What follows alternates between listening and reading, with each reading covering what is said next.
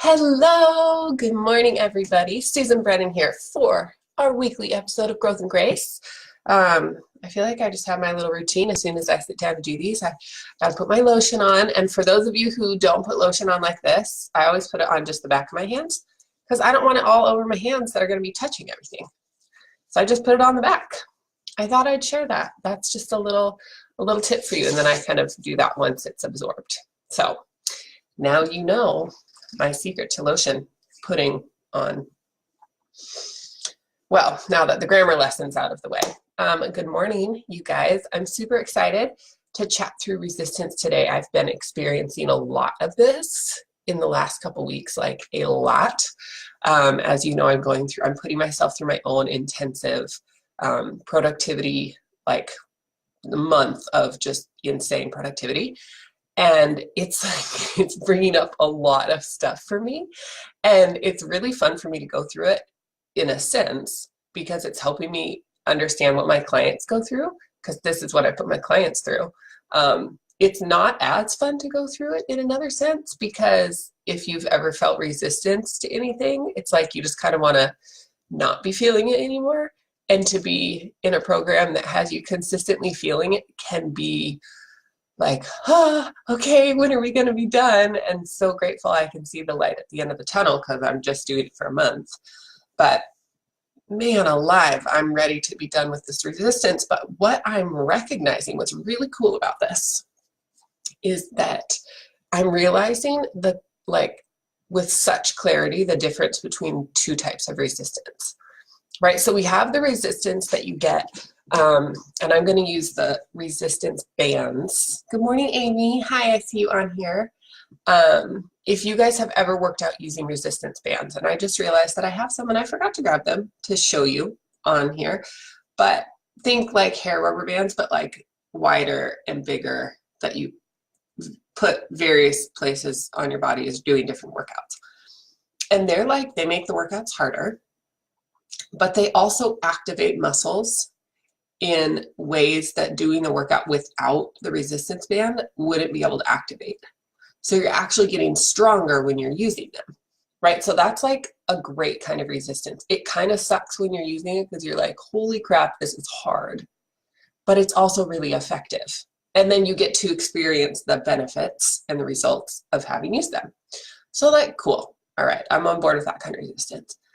But then if you guys have noticed, there's another type of resistance that we experience, and it's the resistance of like, everything in me does not feel good about this. Like, it's resistance. It's when someone gives you the creepies, right? Like, just, I don't want to be around that. It's when you're trying to move something forward and you just keep hitting up against a wall, and you realize it's because that thing you're trying to move forward is not meant for you.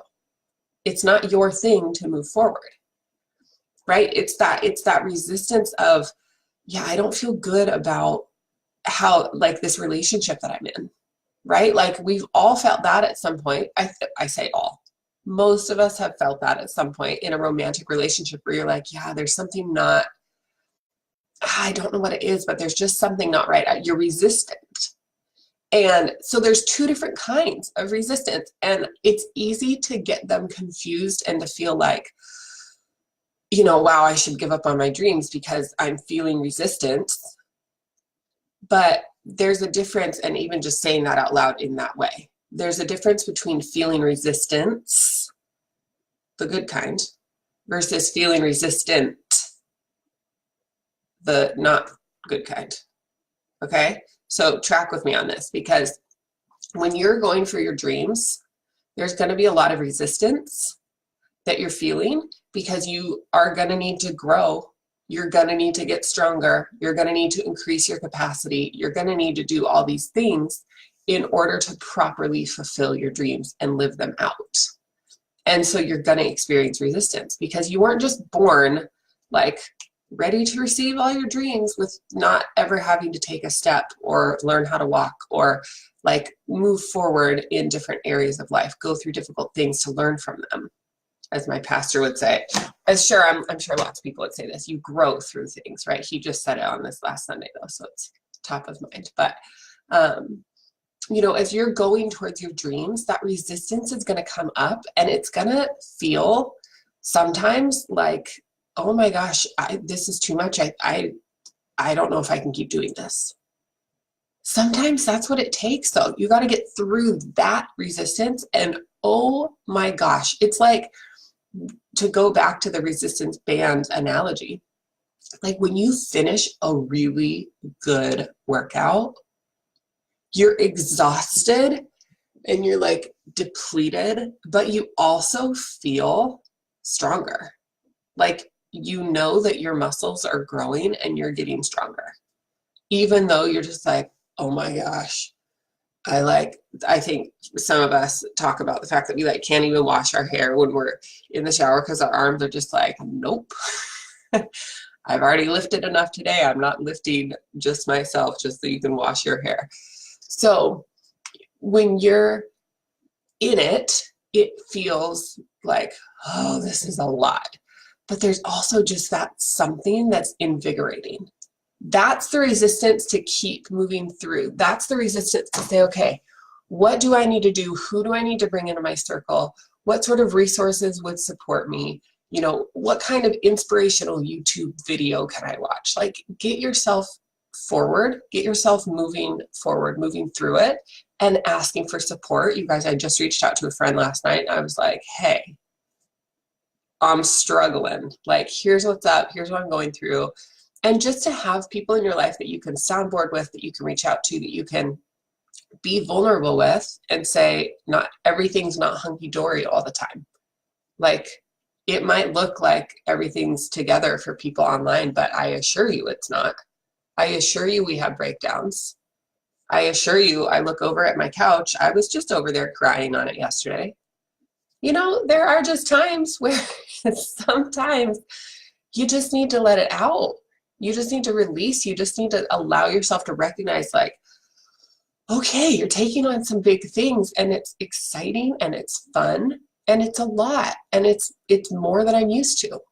So I'm growing through it, and growing pains, as someone who used to wake up in the middle of the night screaming, crying in pain from growing pains, I can assure you growth is painful.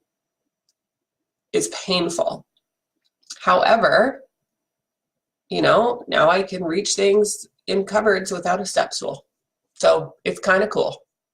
There's the payoff in the end, but you got to go through the growth pains first. So Growth and Grace is birthed from the experience of knowing that growth can be super painful and super messy. And it takes the balance of grace to let yourself just say, you know what? All right. I'm going to accept that it might be messy, and I'm going to go through it anyway. So for the resistance, if there's any of that like spark in it, even when it feels like, whoa, this is a lot, keep going with that spark, because that's you going after your dreams. So that's the resistance to move through. The resistance to walk away from. And I'm going to specifically speak to relationships because, boy, have I have one in particular in mind. Don't worry, he's not on Facebook. He won't be seeing this. And I'm thankful for the relationship because I learned a whole heck of a lot, had a lot of growth in that. Didn't have grace at the time. And I don't know that I grew at the time, but after the fact. But I'm speaking to relationships because I think that's where it most commonly shows up. It also often shows up in careers. It feeds into every area of your life. If you're in any one area of your life where this second part of resistance is that like icky, like, I don't feel good about that. Like everything inside of you just kind of gets like agitated when you are in it or when you think about it. That's the kind of resistance where I'm going to encourage you to walk away, because that's not healthy and that's not what you're designed for. You are not designed to wake up each day dreading the day and wishing that you were in a different scenario and just feeling that like, oh, sickness, heaviness, angst all day. That's horrible, and that's not for you. So if you're in a relationship right now where that's like the theme, there's going to be times where even people you're madly in love with, you're going to feel that like, oh, I could just really not want to be with this person right now.